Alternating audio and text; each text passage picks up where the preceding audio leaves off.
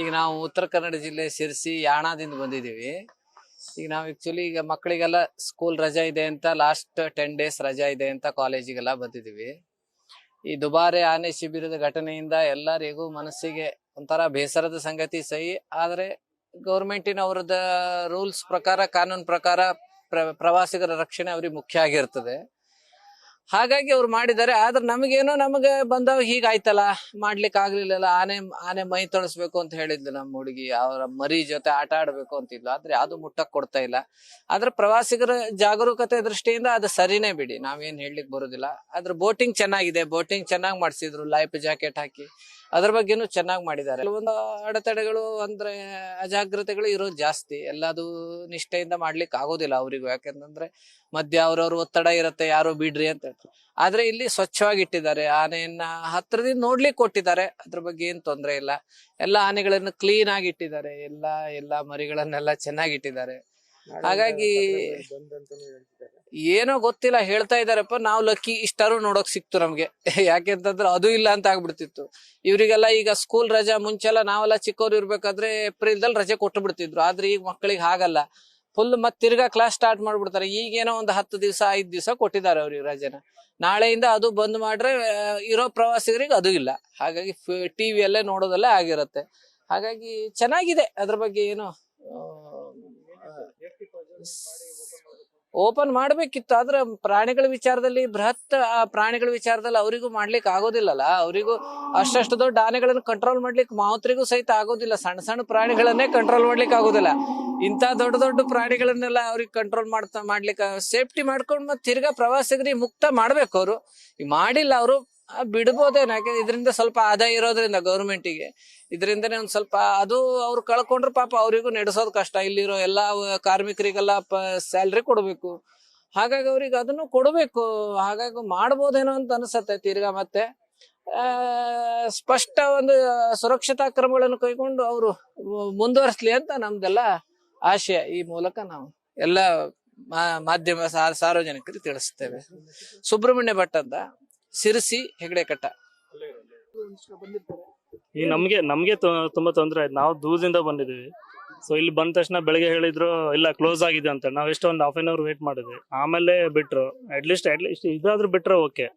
ಸ್ನಾನ ಅಂದ್ರೆ okay, safety purpose ಒಪ್ತೀವಿ ಅದನ್ನ. ಅಟ್ಲೀಸ್ಟ್ ಇದಕ್ಕಾದ್ರೆ ನೋಡ್ಲಿಕ್ಕಾದ್ರೆ ಬಿಟ್ರೆ ಒಳ್ಳೇದು ಅಂತ ಅನ್ಸುತ್ತೆ. ನಾಳೆಯಿಂದ ಕ್ಲೋಸ್ ಅಂತ ಇದಾರೆ. ಯಾರಾದ್ರೂ ದೂರದಿಂದ ಪ್ಲಾನ್ ಮಾಡಂಗಿದ್ರೆ ಇಲ್ಲಿ ಏನಾದ್ರು ಅಟ್ಲೀಸ್ಟ್ ಕಾಂಟ್ಯಾಕ್ಟ್ ನಂಬರ್ ಆದ್ರೂ ಸ್ವಲ್ಪ ಡಿಸ್ಪ್ಲೇ ಮಾಡಿದ್ರೆ ಅಟ್ಲೀಸ್ಟ್ ಬೇರೆಯವ್ರಿಗೆ ಹೆಲ್ಪ್ ಆಗುತ್ತೆ, ದೂರದಿಂದ ಪ್ಲಾನ್ ಮಾಡ್ಬಾರೆ. ಅದಕ್ಕೆ ಈಗೆಲ್ಲ ಮಾಹಿತಿ ಕೊಟ್ಟರೆ ಚೆನ್ನಾಗಿ. ನಮ್ಗೂ ಮಾಹಿತಿ ಇದ್ದಿಲ್ಲ, ಇಲ್ಲಿ ಬಂದ್ಮೇಲೆ ಹೇಳಿದ್ರು ಕ್ಲೋಸ್ ಅಂತ ಬೋರ್ಡ್ ಹಾಕಿದ್ದಾರೆ.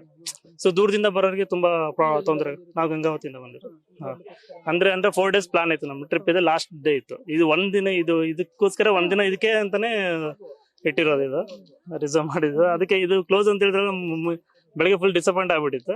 ಬಟ್ ಏನೋ ಬಿಟ್ರು, ಓಕೆ.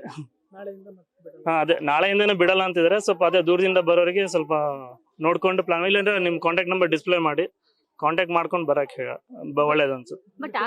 ನಾಗರಾಜ್.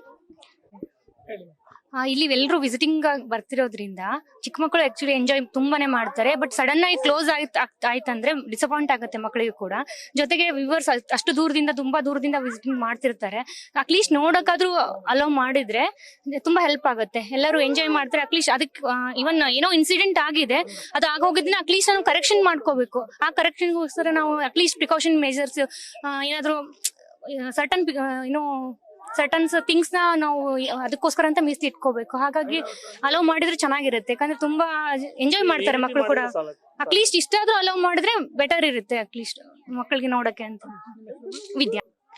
ಎಲ್ಲರಿಗೂ ನಮಸ್ಕಾರ. ಈಗ ಈ ದುಬಾರೆದಲ್ಲಿ ಏನು ಒಂದು ಇನ್ಸಿಡೆಂಟ್ ಆಯ್ತು ನೋಡಿ, ಆ ಇನ್ಸಿಡೆಂಟ್ ಇಂದ ಇಲ್ಲೂ ಕೂಡ ನಾಳೆಯಿಂದ ಏನು ಆನೆಗಳನ್ನ ನೋಡ್ಲಿಕ್ಕೆ ಬಿಡಲ್ಲ ಅಂತ ಹೇಳ್ತಾ ಇದ್ದಾರೆ. ಬಟ್ ದೂರದಿಂದ ಪ್ರವಾಸಿಗರು ಬರ್ತಾರೆ, ಟೂರಿಸ್ಟ್ಗಳು ಬರ್ತಾರೆ. ಹಾಗಾಗಿ ಇದರಿಂದ ಬಿಡಬೇಕು ಅಂತ ಒಂದು ಸುರಕ್ಷತಾ ಕ್ರಮಗಳನ್ನು ಕೈಗೊಂಡು ಆನೆಗಳನ್ನ ಇಷ್ಟಾದ್ರೂ ನೋಡ್ಲಿಕ್ಕೆ ಬಿಡ್ಬೇಕಂತ ನಾವೆಲ್ಲ ಅಪೇಕ್ಷೆ ಮಾಡ್ತಿದ್ದೇವೆ.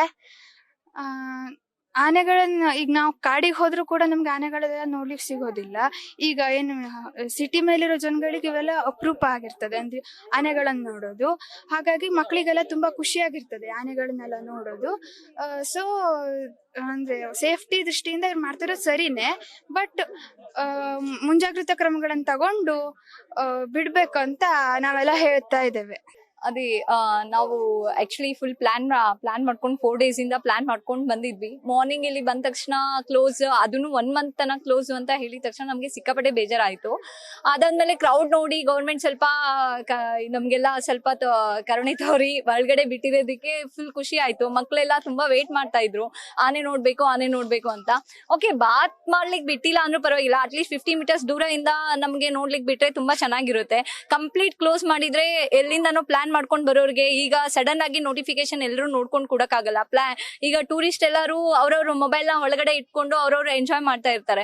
ಸಡನ್ ಆಗಿ ನೋಟಿಸ್ ಮುಟ್ಲಿಕ್ಕೆ ತುಂಬಾ ಡಿಲೇ ಆಗುತ್ತೆ. ಸೊ ಹಂಗಾಗಿ ಸ್ವಲ್ಪ ಸಡನ್ ಫುಲ್ ಕ್ಲೋಸ್ ಮಾಡೋದ್ರಕ್ಕಿಂತ 50 meters ದೂರ ಇಂದ ಮಕ್ಕಳಿಗೆ ಅಂಡ್ ಎಲ್ರಿಗೂ ತೋರಿಸಿದ್ರೆ ತುಂಬಾ ಚೆನ್ನಾಗಿರುತ್ತೆ. ಯಾಕಂದ್ರೆ ಈ ತರ ಕ್ಯಾಂಪ್ಸ್ ನಾವು ಬೇರೆ ಕಡೆ ನೋಡ್ಲಿಕ್ಕೆ ಆಗಲ್ಲ. ಹಾಗಾಗಿ ಫುಲ್ ಕ್ಲೋಸ್ ಮಾಡೋ ಬದಲು ಸ್ವಲ್ಪ 50 meters ದೂರ ಇಂದ ತೋರಿಸಿದ್ರೆ ಚೆನ್ನಾಗಿರುತ್ತೆ.